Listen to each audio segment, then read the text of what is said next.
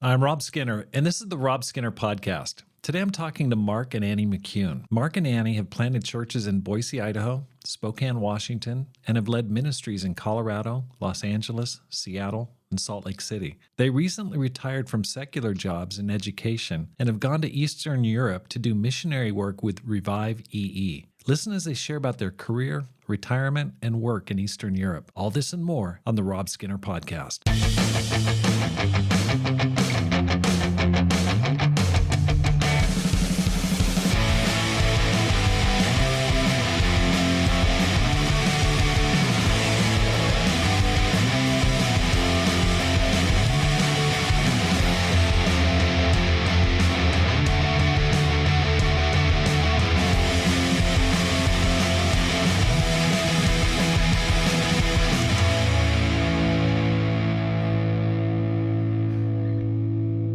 Welcome back to the Rob Skinner Podcast. My goal is to inspire you to live a no-regrets life, make this life count, and multiply disciples, leaders, and churches.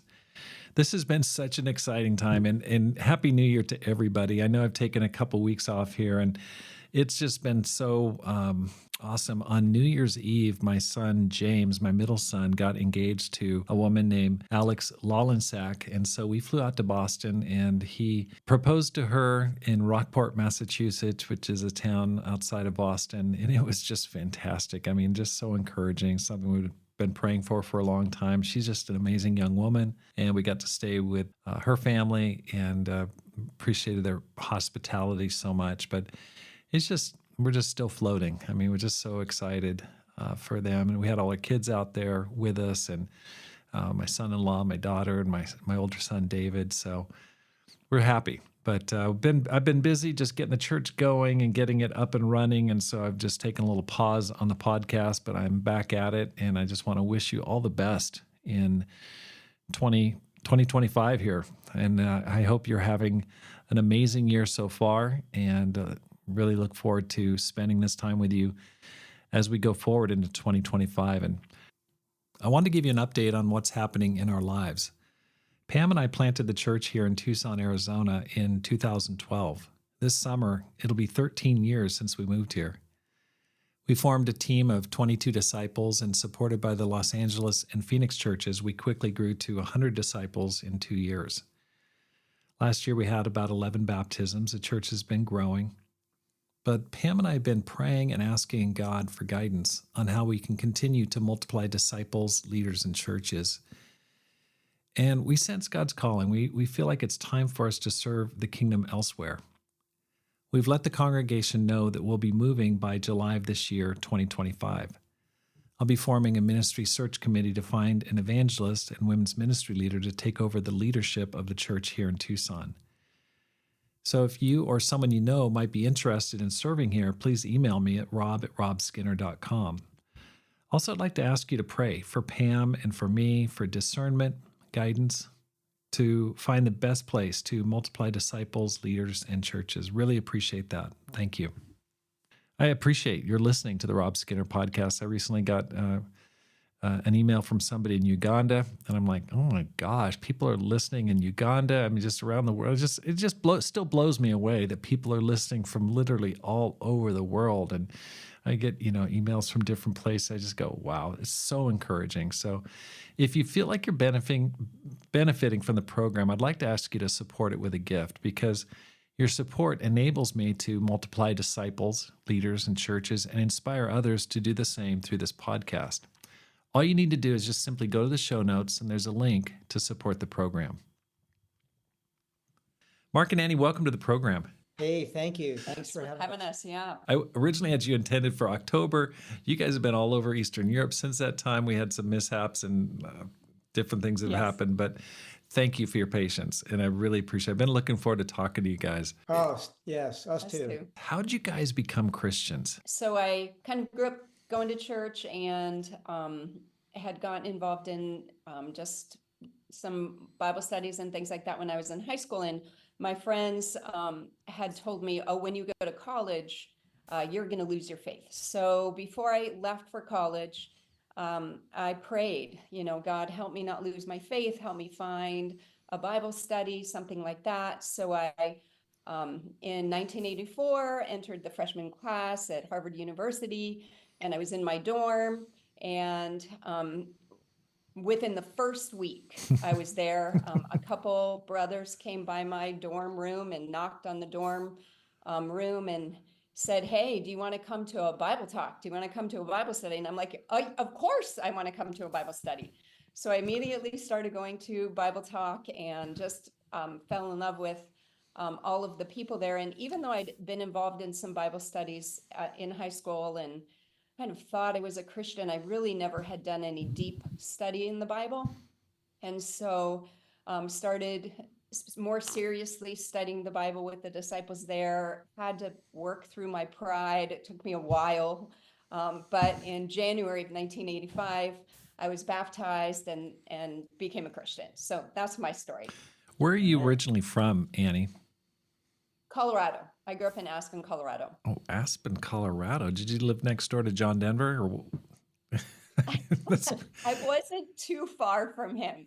My parents moved there in the late 50s when literally there was one paved street and no street lights. So we grew up kind of from humble beginnings, but Aspen changed a lot through my childhood into my teenage years. Yes. How awesome. Thanks to John Denver. Thanks to John Denver, I think, yeah. I know. Oh He did come and perform at our school, our high school. No which was only way. 300.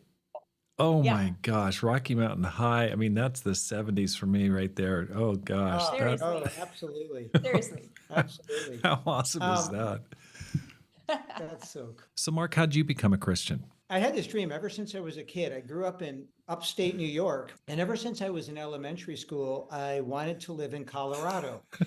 And I'd read about it in the encyclopedia that we had, the World Book Encyclopedia. So I told my mom and dad when I was in like fourth grade, I love you guys, but I'm moving to Colorado when I am done with high school. And that's what I did. I went to Colorado State, and fast forward about 10 years, I'm living in Boulder, Colorado, and I hadn't been attending church at all, but on a whim, I dropped into this one non-denominational church, and the minister was doing a message on discipleship. This is 1989, and he was looking for people that would volunteer to be discipled by him. And I was so intrigued by that.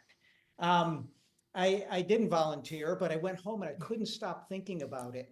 And about a month and a half later, I was sitting at my dining room table, and I prayed to God, thinking of that invitation. And I said, God, I'm ready. Whatever you have in store for my life, I am ready to change my life and listen to you. And 3 days later, I got door knocked by a couple of guys from the Denver Church of Christ who were just out inviting people to a Bible talk discussion. And I went the next night. I went to church that Sunday, and I think 9 days later, I was baptized.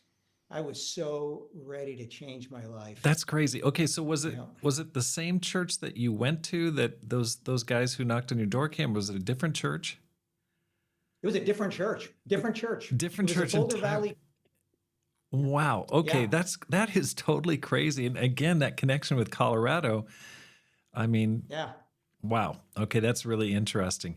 But you got kind of a late start. You're not a college convert. You were 28 at the time. 28. What Yeah, were you that's doing right. there? What were you doing during that 10-year period? What were you doing in that gap? Let's see. I had gotten my degree. I was working as an engineer and just working on my career. Took some time off from school. I wasn't sure what I wanted to do. But I was working as a mechanical engineer, but just totally living, I would say, a pretty uninspired life. I had achieved some goals, but just not very fulfilled, felt pretty empty. Pretty alone. I wasn't married, didn't have a serious girlfriend, and there really was a big old hole in my life. That's interesting. Well, then how did you guys meet? Well, we were both going to the Denver Church of Christ, and at the time, Mark was living up north in a in a place near Boulder called Gun Barrel. And I was down it was about an hour north of Denver. And I was down in Colorado Springs in a house church, but for Sunday service, we attended with the Denver church, which was about an hour and a half north. So we were actually 2.5 hours apart, but we went to the same church and were part of the same singles ministry. So. Okay, so I heard on the radio, this is in January, so middle of ski season. I heard on the radio, if you go out and raise $35 for multiple sclerosis, the MS 150 bike ride, if you raise $35, you get a free lift ticket, a free lunch, and a t-shirt to Copper Mountain on February 2nd. I said to myself, I'm raising $70 and I'm taking a sister. So I did. I went out and just raised that money. And one Sunday I was at church and I was trying to think, okay, what sister skis? Who could I take? Who is not horrible, right? Right. Yeah, Right. yeah, because that'd be a little awkward if it was like first time skier. And so my friend Glenn goes, Annie grew up in Aspen, she skis. And I did know of Annie. And in the back of my mind, I had been waiting to maybe ask her on a date. And I said, perfect. And turned out to be the best first date ever. How? So it's like four of us couples, and we'd ride up the chairlift and you'd get a chance to talk. And then you have the whole ski down to think of other things to ask or say. Exactly. So it's the perfect. Oh my gosh. And if you can't think of anything else, a good, conversation starter to pick it back up is nice wipeout. Yeah. You doing okay? Now, Annie, how did you get back? I mean, you'd gone to Harvard at this point. You'd come back home, I guess, or?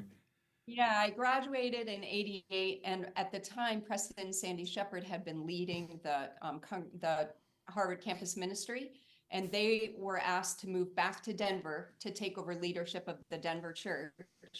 And so, upon graduation, I was hoping for an opportunity to go in the ministry. So they asked me to join them to come back to Denver to work as an intern in the Denver Church of Christ. So at that point, I was a campus intern in the church in Denver, and that's how I got back in 1988. And then we met just maybe 6 months later, a year later. Okay. On the slopes. How awesome is that? That's fantastic. So Yeah. How long before you guys got married? How long was your courtship? Our first date was on the weekend of our birthdays. We're one day apart. So February, and then we got married that December. It was pretty fast. So from our first date to marriage was, what is that, about 11 months, 10 months? Yep. That sounds great to me. If you know the right person. It's awesome. Took us about a year. I go, that's if you know the right person, you're all set. Okay, so if you could just give us like an overview of where you've been since that time, since you got married. I know a little bit about your story, but if you could just kind of give us the 30,000-foot view from that time till now. We got married, we were in the ministry in Denver, and we were there for about 3 years in the ministry together. And then we got the opportunity to plant a church in Boise, Idaho in 1993. And so that was fantastic. We were there for about just about 4 years. And after that, we moved to Salt Lake City and led a church there in Salt Lake. Very briefly. Briefly. And then, some different turns of events. And we were called to take a ministry position in LA. So we moved there. To the Inland Empire. Okay. The Inland Empire, yes. And we were there for just about 3 years. And that was the late 90s. And then up into Washington. We moved to, I remember that because it was the eve of Y2K. And the world was waiting to see what would happen. And, they're all staring at their computers, wondering what will happen. And I thought, well, our computer is packed away in the Ryder truck because we're on the interstate from LA to Seattle, We were not very prepared. We were the most unplugged people on Y2K possible. Yeah, we moved up to Seattle, and we're in the ministry there in Seattle for about 2.5 years. North Seattle. So from area. 2000 to like 2002 or something, you're in Seattle? Right. Yeah, late summer 2002. And then we got the opportunity. We never thought we would have this chance again. We got the opportunity to plant another church. And we thought we wouldn't be candidates because now we had 3 kids. We had just adopted a little girl from China like a month prior. But we got the opportunity to move to Spokane and plant a church there. So that was summer of 2002. And then we stayed there for 5 years. And then we moved back to Seattle to the Issaquah area, the east side, to serve in the ministry there. And at that point, we made the decision to step out of ministry and go into parallel careers. So Mark and I and our family moved back to Spokane. This is 2010 now. 2010, yeah. And Mark became a school counselor. We both went back to school, got our masters. Mark became a school counselor, and I became a teacher, 2nd grade teacher. And we were in those careers for 10 years. And then we retired, summer of 2023. And 7 days after we retired, we rolled out of Spokane and moved to Fort Collins, Colorado. No. Yes, back to Colorado. What led you to go to Colorado? Why did you choose Fort Collins? That's a good question. We made a short list of places that we were considering to move. And honestly, Fort Collins wasn't even on the list at first, but we wanted to move to a little bit smaller city that had a healthy church that also wasn't isolated, where the city itself wasn't isolated. And so why we eventually chose Fort Collins is because we know a ton of people in Denver from our early days. Even though we'd been gone from Colorado for 30 years, we still knew so many Christians in the church in Denver. So we thought we could live in Fort Collins, a small city, but not feel isolated in a smaller church, because jump in the car and go down to Denver and see hundreds of people. And so it really was it seemed like an ideal opportunity for us. And we were really looking for somewhere where we could serve, where there was a campus where we could kind of host and be hospitable and help support building up a campus ministry, where we felt like we were needed and could lend our support to helping married ministry, really a church where we felt like we could grow and serve and God could use us. And that just seemed like a good fit for us. Yeah. And in addition, Mike and Jody May lead the church in Fort Collins. We worked together in the ministry in the 90s in LA. And we just have a ton of respect for them, love their approach to ministry, their family building, their convictions have just seemed to get stronger over the years. And so we knew them, and we knew the church was really healthy. I love those guys. When I took a motorcycle ride across country, they let me stay at their place overnight and got to interview them on the podcast. I love it. Nice. They're just such a sweet couple. I had a little bit of connection with them because their son Ethan went and was on that church planting we organized in Flagstaff, and just got a great kid in Ethan. But what a great couple. I could see why you'd want to be in their church. And now Fort Collins is where you went to school? Like, that's where Colorado State is? Yes, that's right. Okay. What about Greeley? Okay, I get confused with that. Greeley, that's where University of Northern Colorado is. And that's about 17, 18 miles east of there. Okay. Like 40 minutes. Yeah. Okay. Yeah. Got it. Okay. So you're retired, you're living the dream, you've dedicated your life to God, you've done all these amazing things. Then you decide to go on the mission. I go, what in the world prompted you? You guys are in Eastern Europe now. I go, what happened? You guys see a vision or something? You have a man of Macedonia talk to you? You know, Sort of. in a way, we did see a vision, and he's called Kurt, our son. So he graduated in 2020. Right during the pandemic. Spring of 2020, University of Washington, right, you're talking ground zero of the worldwide pandemic, Seattle, Washington.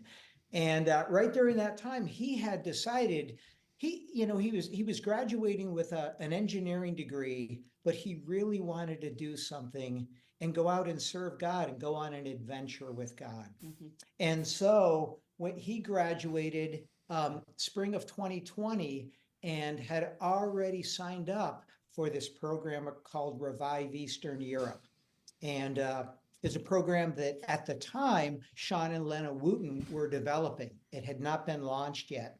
And so there were 20, maybe 24 people on the team, mostly 20s, but then a few older shepherd couples. And the idea with Revive Eastern Europe, it goes like this. It's a 10-month program, and one city in Eastern Europe would be targeted, a city that has an existing church that just needs some spiritual revival. And the idea is this team would go in, spend 10 months, work with the existing church, go out, share their faith, help other people become Christians. And then at the end of that time, hopefully the church will be stronger, more vibrant, healthier, and then they would pick another city the next year. And so Kurt did that for Revive 1 and Revive 2. And we just saw how inspired he was, just growing and changing. And during those first 2 years, another woman that was on the Revive team, they fell in love and they got married. So he found his wife on Revive. Yeah, that first year they were in Odessa, Ukraine.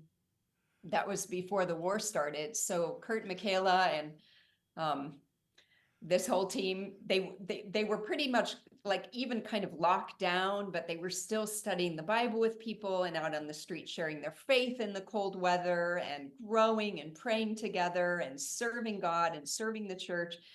And a group of moms whose children, like me, whose children were on this first Revive, we're like, oh my gosh, our children are across the world. The pandemic is happening. They're in Odessa. So we started a Zoom group called the Praying Moms. And Sunday night, we would just get together and share news and pray for our kids. We're like, God, please just protect them and help them and use them. And Sean was great about keeping us informed. I mean, you must, even at that time, tensions were developing between Russia and Ukraine. So you must have seen that storm front coming. That must have made you a little more nervous. We were nervous, but what's so interesting is all of the people in Ukraine, and you'll even talk to Ukrainians now, who said, we heard that the war might start, but we didn't believe it. Because they've had these same kind of things being said for the last 20 years. So they really didn't believe it until it actually happened. And at the time it happened, the team was in Moldova. And so they actually heard the bombs. Yeah. That first beginning of the war. Kurt was out praying with a couple of guys. Well, first of all, that week that the war started, Kurt and Michaela got engaged on a Monday. The war broke out on Thursday. So a couple of days later, and Chisinau, Moldova, the capital of Moldova, is only about 60 miles from the Ukrainian border. Kurt is out with a couple of guys out walking around a lake praying. He heard sonic booms of the first volley of missiles going into Ukraine. He said it was crazy. Oh my gosh. But anyway, it was really Kurt in his courage and his faith and how God was using him and the Wootons and that whole team, Annie and I turned to each other and we just said, man, why not us? Yeah. We're going. It's just a matter of when. And we did know, because of this Praying Moms group, we did know one of the couples that Catherine and Perry Hearn had gone. They were an older couple, like a Caleb couple like us. Right. So we knew and had some conversations with some people who'd done it. And we were just excited to be used by God in a different way. Yeah. At the risk of offending you guys, how old are you guys? I'm 63. I'll be 64 in like a couple weeks. Yeah, no, I'm 58. I'll be 59 in a couple weeks. Wow, that is a big step of faith. Oh my gosh. Okay, so you decided, hey, we're gonna do this, but Kurt's no longer there. You decide to go anyway, and Right. Yeah. He came back. He and Michaela got married, and they kind of moved on with their lives. But we had always talked about, when we retire, we don't want to pull back. We want to grow. We Yeah. want to serve. We want to, whether it's on our home church in Fort Collins or whether it's overseas or whatever. But this just seemed like such a amazing opportunity to learn and to serve and to grow. And so we're like, we're not going to get any younger. We might as well do it now, you know? what a great attitude. What a great attitude. Yeah. Okay, so tell me, just walk me through it. When did you get there? What were your first impressions? Yeah, so we got to Chisinau, Moldova on the 31st of August. And this year's a little different because And there what are year actually- was that? I'm sorry, just this last year, 2024. Okay, so you So just about- got there last August. Okay. Yeah, August 31st. And the whole Revive team arrived that weekend. And that began 2 weeks of Revive training, getting ready to kick off the Revive program. So we were all together in Chisinau. This year is the first time there are actually 3 Revive teams. And there is a leading edge team here in Sofia, Bulgaria. There's also a team in Bucharest, and that was the sole team last year. So they moved on, you know, the team then moved on, it's different people, but the Revive moved on to Sofia, but there's still a smaller team in there helping to take care of all the young Christians and making new disciples along with them. And same thing with Moldova. So the whole team, all 3 teams, about 40 of us were together for 2 weeks. And then on September 16th was the goodbye to the team going to Bucharest and the team going to Sofia. And at that point, we stayed in Moldova for 3 months. And that first 2 weeks, we all lived in this one kind of hotel, kind of conference center place. All of us stayed there, and we had training, you know, all day, and family dinners, and Ed and Deb Anton came, and Ed did some training for us. So it was just a really praying, sharing, playing games. Like, it was a really great time where we got to know everybody. I saw some pictures. It was very, very interesting just to see that. Yeah. Very, very stark, I'd say. Yes, housing. Moldova is very stark. It's very Soviet. Yeah. Yes. It still has the feel of in many ways of a Soviet state, Yeah. especially with the architecture and yeah. What were some of the adjustments? I mean, it must have been tough. You coming from God's country there in Colorado, wide open spaces, you know, just beautiful, beautiful area. You're coming to one of the poorer countries in Eastern Europe. Like, Yeah. how did that affect you? Like, what were some of the thoughts that went through your head? Yeah, that's a good question. You're right. Moldova is the 3rd poorest behind Ukraine, and second is Georgia.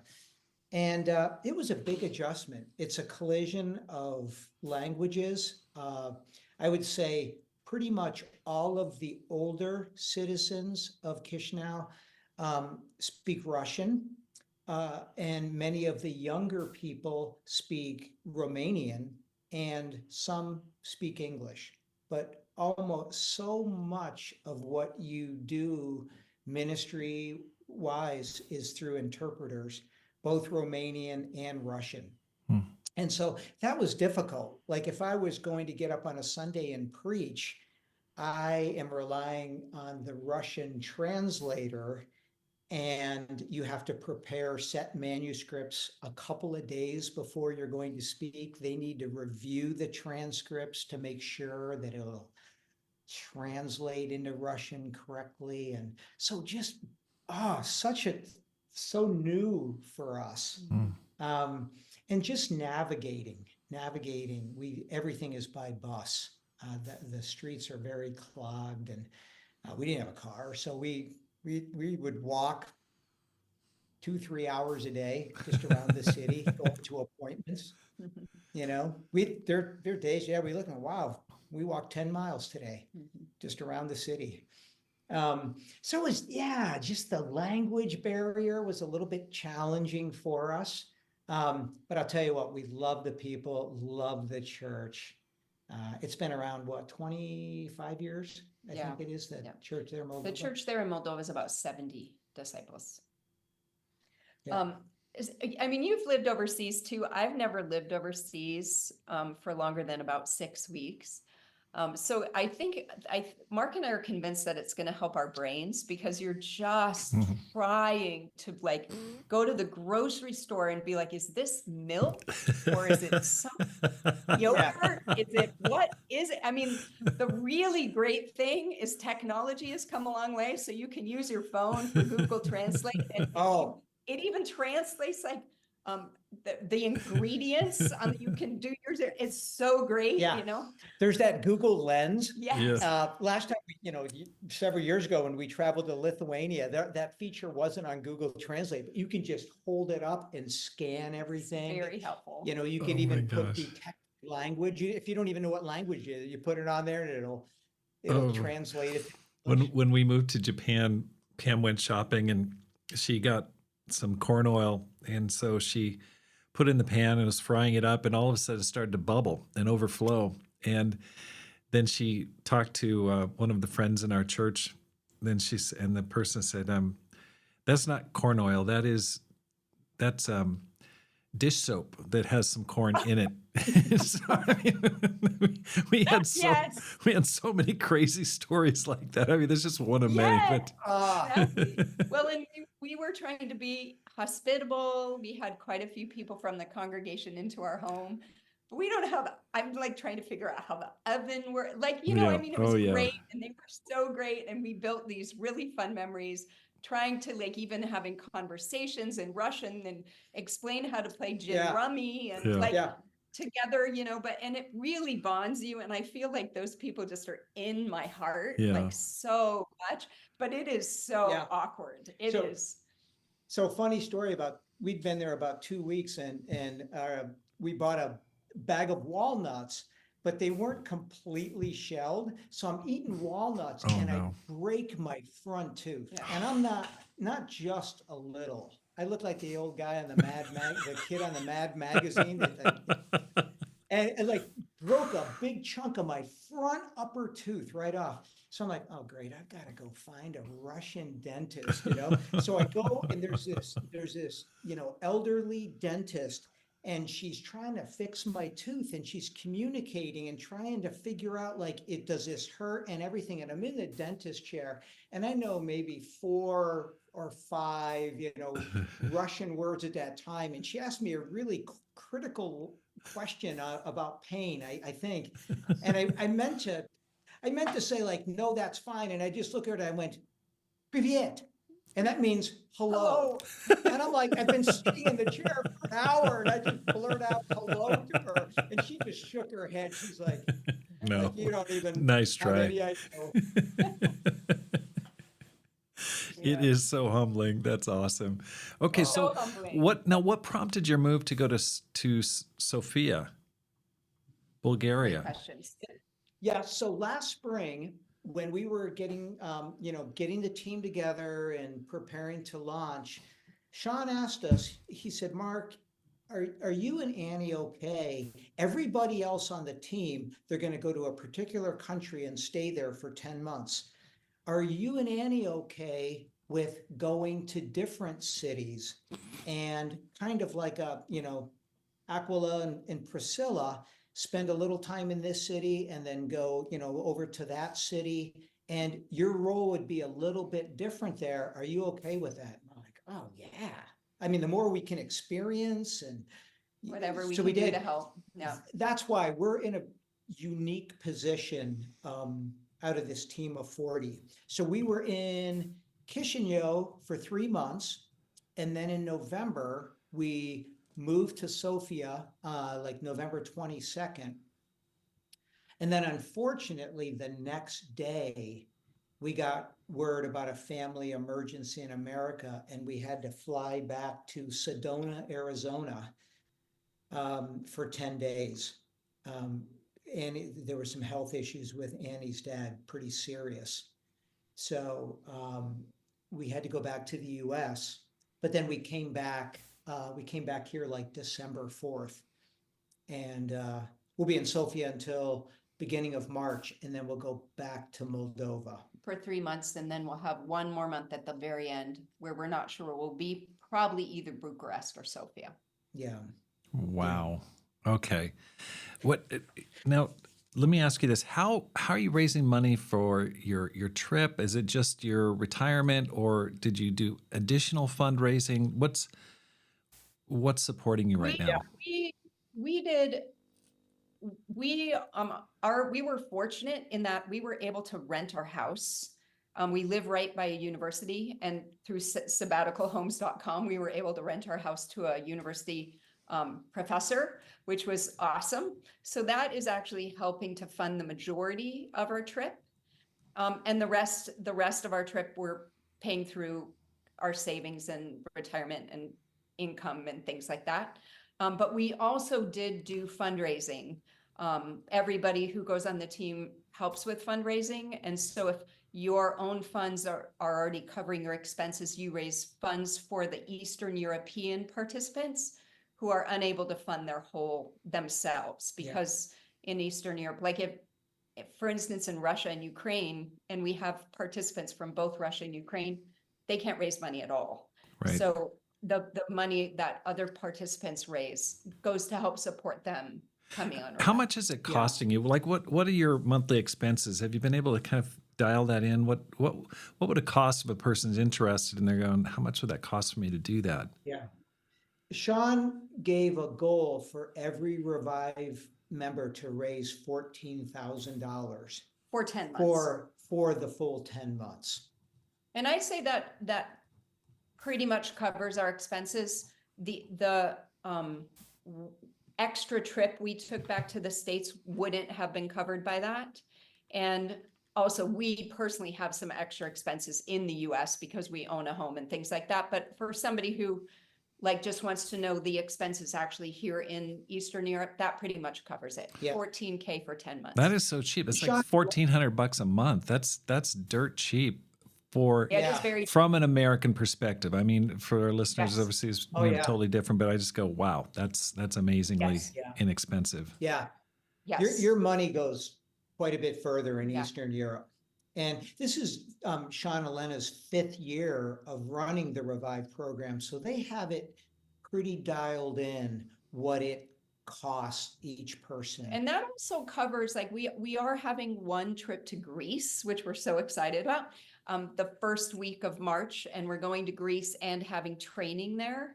I think either Valder Koha or Ed Anton are teaching us during that week. And it covers that trip too. So, I mean, there are a few extra expenses that even are included in that. Okay. So that covers your flights to get out there and back.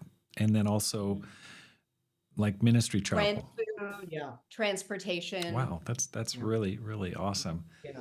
Okay. Have there been any inspirational stories? I know you guys haven't been there super long, just maybe 5 months or something, but anything that's inspired you? Have you seen anything where you go, that's God working right there? I see the footprints of God.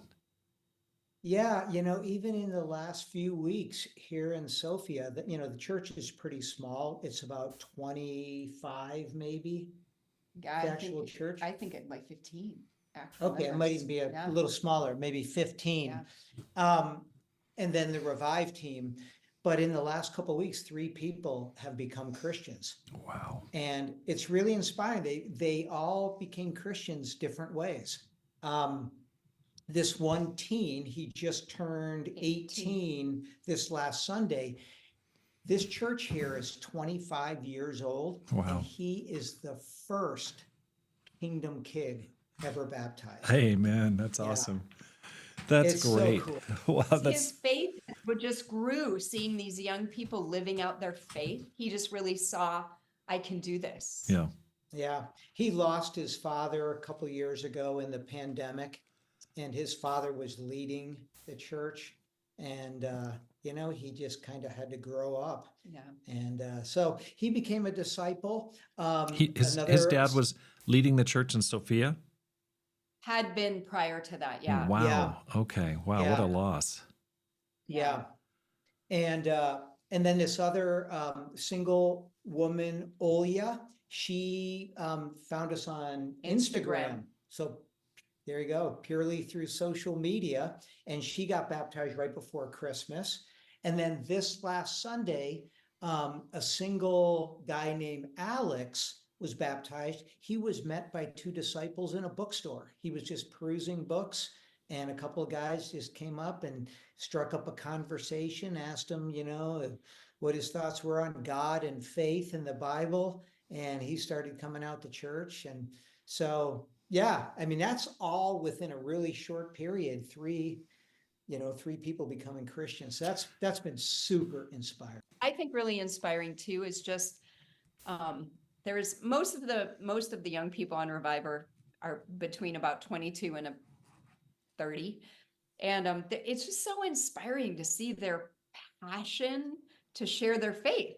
Like they just want to go out, share with everybody, go on the street, invite people, have great conversations, deep conversations. They're just so energized by that. Honestly, we are learning from them. Yeah. We've shared our faith for years and years, decades and decades and decades, but just to see their faith and their love for God and their desire to share. I mean, the way you share your faith on the street here is you go, do you speak English? And then if somebody says yes, then you start talking to them about God, because none of us speak Bulgarian. Right. Yet. Yeah. And Or Russian or Yeah, Romanian. yes. So it's just so inspiring to see their love for God and to see this.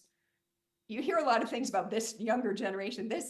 I'm like, they're amazing, and it's just so encouraging to see their faith. Yes. I got to share about one other guy, a team member named Alberto. So he was on Revive last year. So Revive number 4, they call it 4.0. He was on 4.0. He is a doctor from Panama City, right? So he's completed med school. He's a doctor. He decided to put his career on hold to go on Revive. So he speaks a kind of a dialect of Spanish From Panama. from Panama. He gets to Bucharest, Romania, and in that 10-month time, he learned English. He had never, so that he could communicate with the rest of the Revive team. And a lot of people in Bucharest, it's very international, so a lot of people speak English. So, okay, think about learning English in 10 months. I mean, conversing. Yeah, oh my he's gosh. great. This year, he is on Revive 5.0 in Chisinau. He is learning Romanian. And in the first 4 months, after 4 months, he could go out on the streets and share his faith in Romanian. Yeah. It's incredible. Yeah. He needs It's to write. incredible. He needs to write a book immediately. Yes. Definitely needs to write a book. He's trying to get into a residency program in Spain to be a neurologist. Yeah. And Very inspiring and he's just such a humble, amazing disciple. yeah, Wow, what's his that's name? a really inspiring. Alberto. That's really cool. Okay, so let's talk a little bit more about evangelism. So, what's different about evangelism there?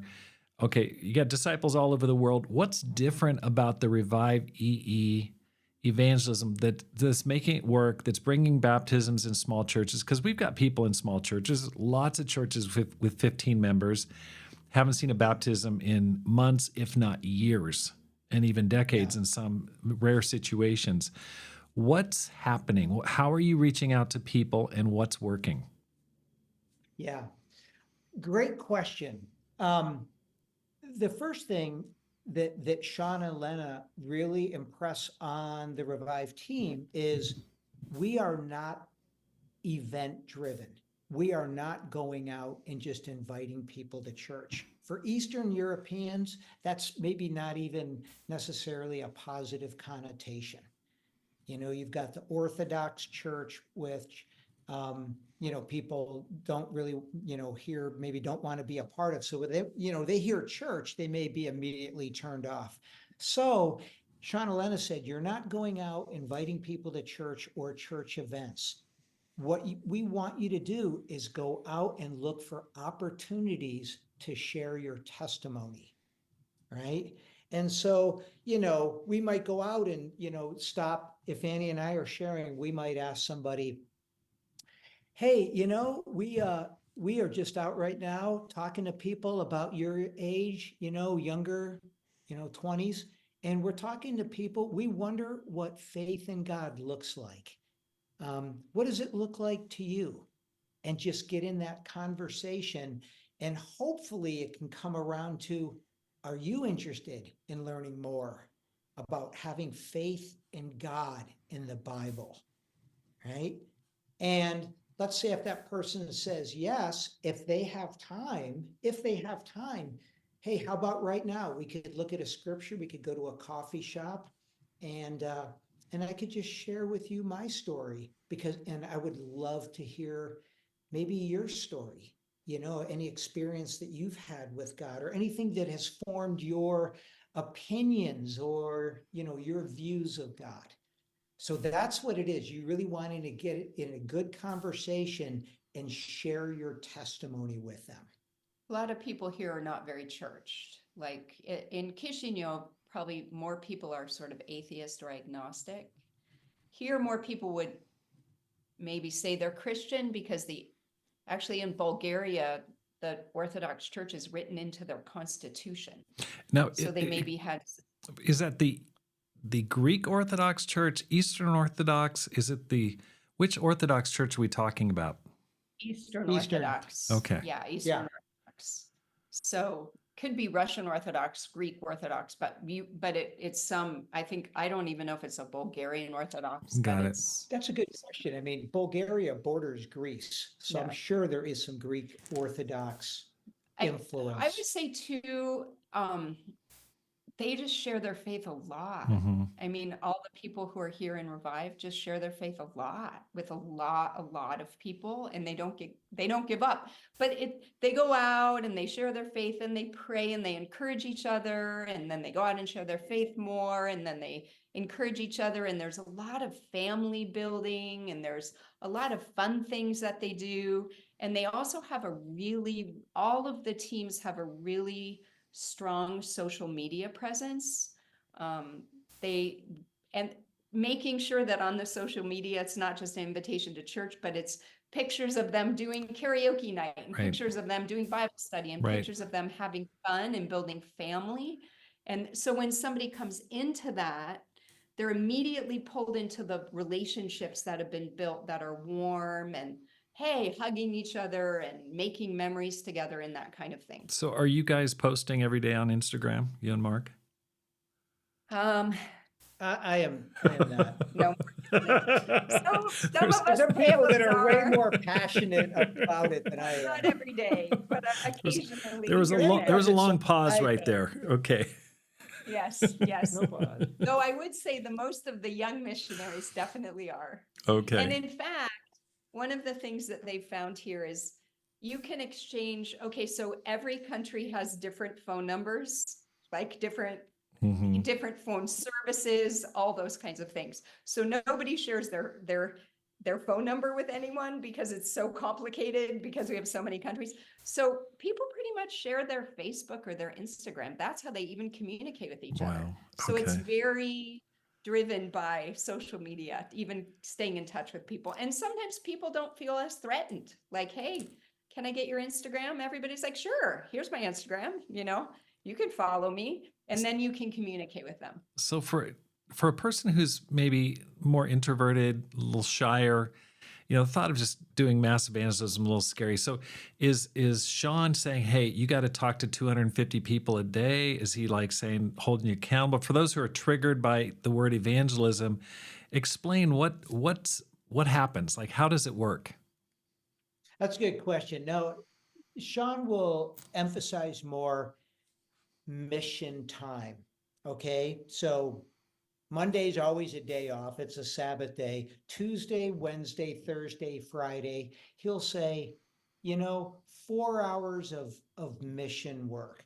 That could include follow-up with people. That can include Bible studies. It can include some time of going out and sharing your faith. So it's really looking at it like, how many hours are you engaged in doing evangelism work? And these are people this is their job for this year. This is their job, is to Right. be an intern for the Right. church. But for people who are in the church, Sean would emphasize, hey, 5 people. Write down a list of 5 people, share those 5 people with your small group, pray for those people, and see if you can do something with one of them this week, and have a spiritual conversation with them. Yeah. So he isn't like, it's very reasonable. Like, we just all need to be about mission, but it is going to look different. Yeah. Because the church members didn't sign up to go on Revive. Right. But a church will not be revived if the Revive team is doing all the work and then they leave the next year. That's right. That's not going to work. Right. So Sean really expects the church to engage with Revive, and evangelism will look different for them, but it needs to be there. Yeah. Right. Okay. For those who are older, it's how are you feeling about going out and sharing? I mean, I know that you've spent your life doing ministry, but still, you're not 23, you're not 21, you don't look like a backpacker going through Europe, So how have you been able to overcome hesitance or reluctance to share your faith? And I mean, to me, sharing your testimony with somebody, that's kind of a tall order, just kind of in one conversation, really just sharing your testimony. You're kind of drilling down real fast. What have you done? Yeah. What's helped you to kind of tune up and get strong in this area? That's a great question. I mean, first of all, we signed up for this, and most yes, we asked for this and we got this. It's so true. There's a guy, Tom Masters. He's been on 3 Revives, just went back home at Christmas. He's an audio engineer now. But anyway, he said, Revive isn't an experience. It's boot camp for the rest of your life. And I don't know about anybody else my age. I plan on living a number of years. Oh, yeah. It's never too late to go to boot camp. Yeah. I really feel that way. Yeah. So, what's helped us? First of all, we're like, hey, anything that's going to help us to be more effective. The world is changing, and any way that we can connect with people in a better way than just, here's an invitation. Right. See you later. Do with it what you will. Right. You know what I mean? But really try. We want to learn that. I would say one thing well, 2 things that help were, when we first had that first 2 weeks of training, Sean and Lena had us practice just talking about how we became Christians. Like, this is how I was living, this is what I was looking for, and this is how God really changed my life. Like, we actually practiced doing that with each other so that it became more something we were very comfortable. And you'll notice, I mean, we've heard Sean preach so many times, but he talks about how he became a Christian a lot. Right. I think because he's done it so many times, and it's always kind of inspiring to hear people's stories. So that helped, just actually literally practicing. And the other thing is just going with other people. Like almost always people go together, like almost Right. always 2 or 3 people. And that way, if I'm not feeling that comfortable, my friend can, we just went out sharing with a couple that's here. They're from Poland. They're great, Henrik and Natalia.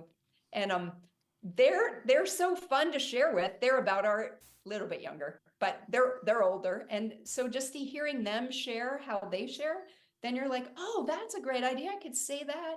And it just helps you feel less uncomfortable because you hear how other people share. Right. And I think I feel like one of the things that I really believe is that I can get better at sharing my faith. Right. Sure. I know I've shared it a lot of times, but I feel like I always could get better at talking about God. And even Sean was talking in his lesson about that. Well, Yeah. let me just expand it a little bit. Do you feel like it, aside from the evangelistic aspect of your faith, do you feel like it's helped you to grow in your relationship with Christ to be there and do this? Oh, And absolutely. how, just specifically? Yeah. Dependence on God. I mean, one of we had two goals really in wanting in retirement, and especially with wanting to go on Revive. We wanted to really reignite our evangelism. You know what I mean? In recent years, we're just like, we know we can be doing more. We need to be doing more. Sure. And that was one of the things that brought us on Revive, Right.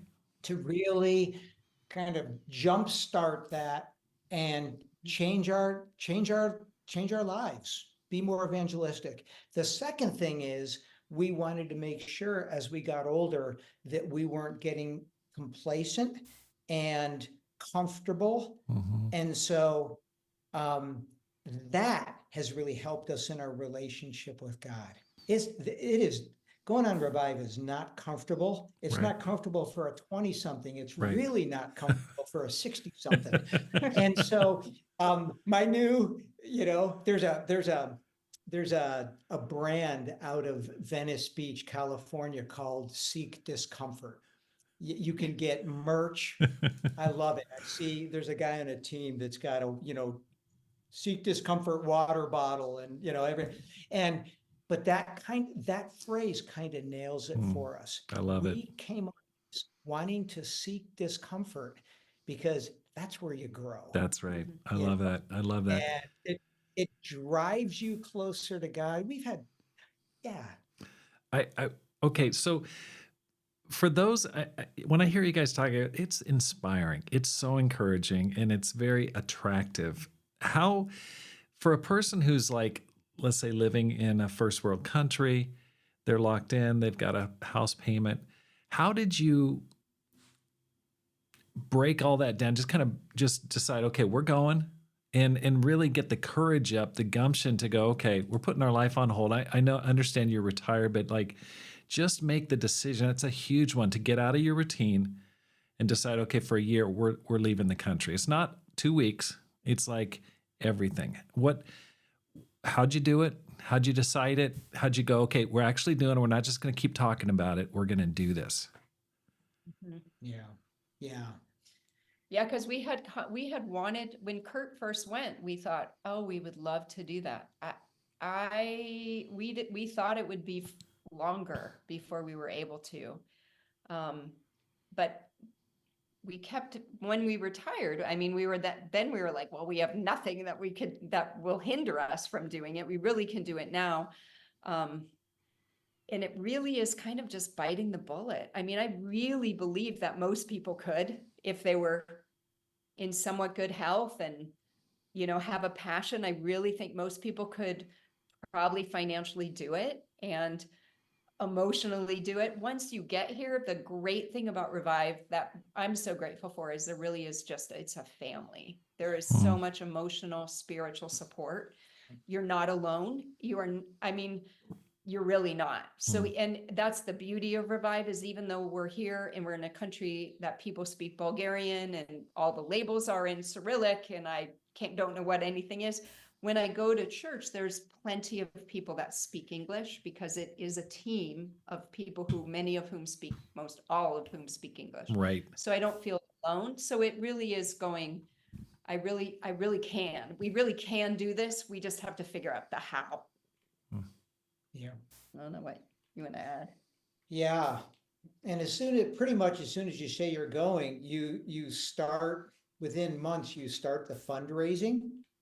And again, Annie and I are self-supporting on this, but we still wanted to raise at least $14,000 to be able to help somebody else. And so we start contacting friends that we've known from years all over the country and telling them, what we're planning to do. And it was so encouraging for us, just their words to us, like, oh, I would love to do that someday. And oh, I'm so inspired that you're raising money for this. And that's just kind of wind in your sails. Wait, okay, so you guys raise money for yourself and for another person? No, we didn't raise anything for ourselves, but we told Sean, we're set, but we want to take part. If you're asking all the team members to sacrifice by raising money, we feel the responsibility to do our part in that. So between the two of us, we raised 17,000, something like that, just to throw into the pot, maybe in case someone else was short in their fundraising. Which all of the Eastern European participants needed help. That's so awesome. That's great. It's really inspiring. You guys remind me of Psalm 84 when it says, "Blessed is the man whose strength is in you, whose heart in whose heart are the ways of them, who passing through the valley of Baca make it a well, the rain also filling the pools. They go from strength to strength, every one of them in Zion appearing before God." And you guys are truly going from strength to strength. Zooming out, like when you think about your life in God, I mean, you've got an amazing background in service to God. When you look back, what are you most proud of?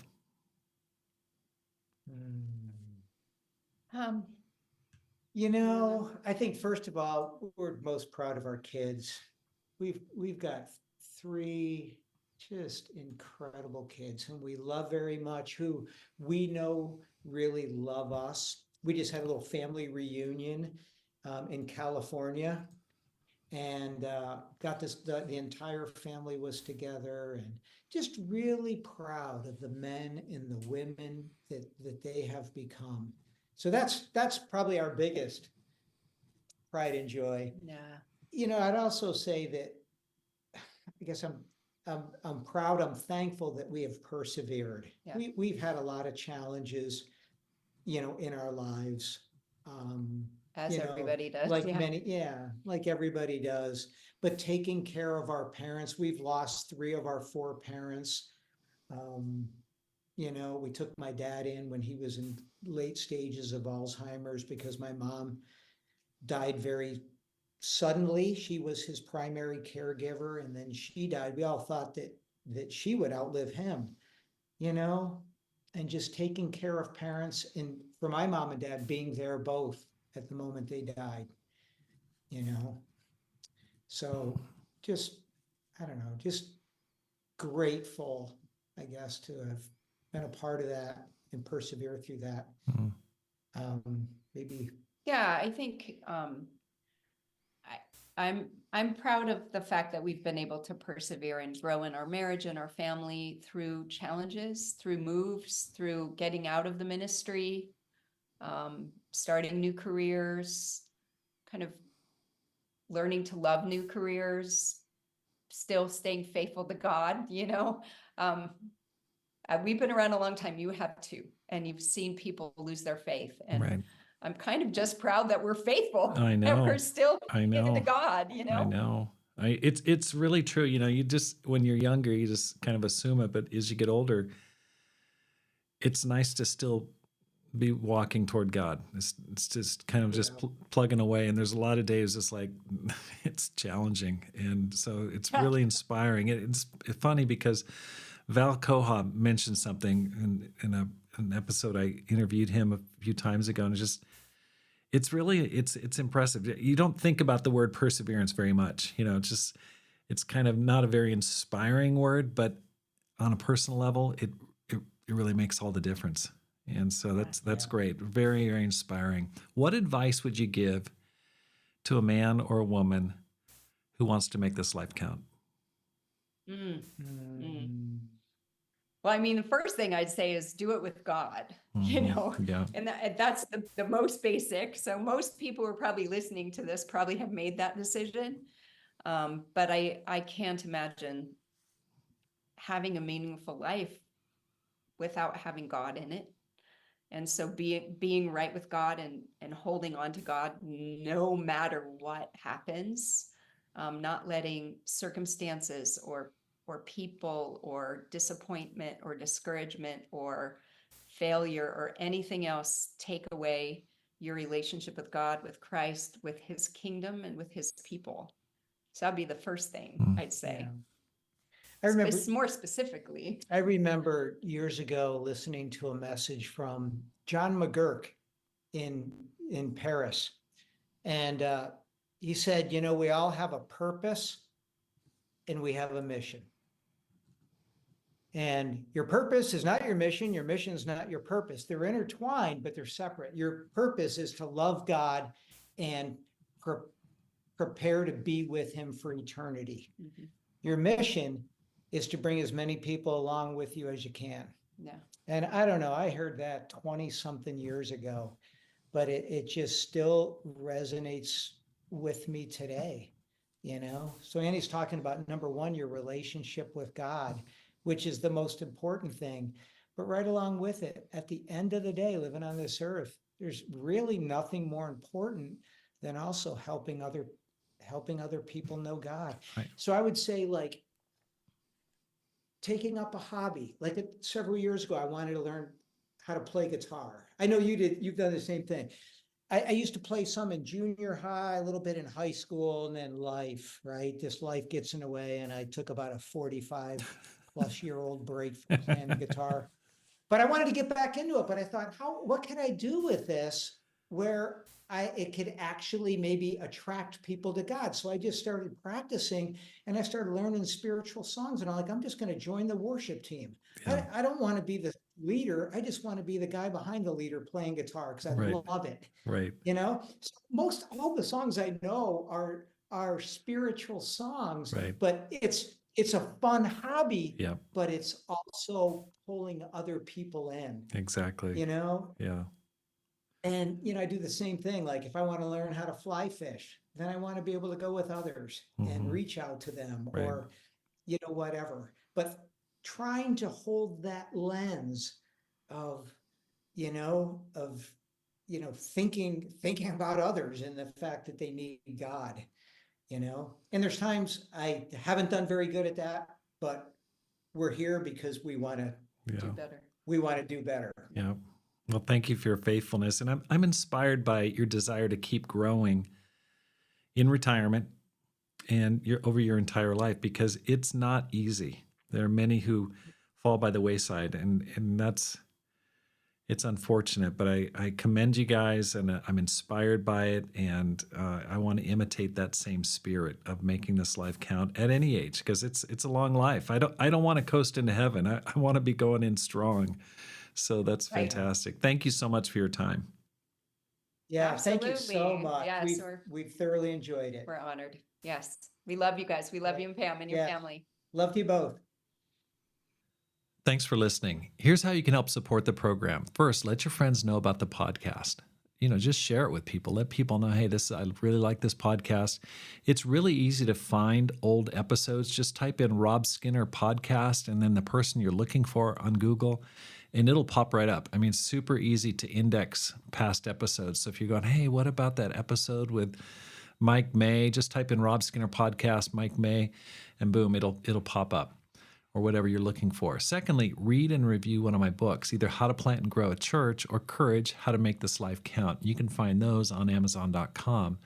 And finally, like I said before, support the program with a gift today. The link is in the show notes, because my goal is to inspire you to make this life count Live a no-regrets life and multiply disciples, leaders, and churches. Have a great day and make this life count.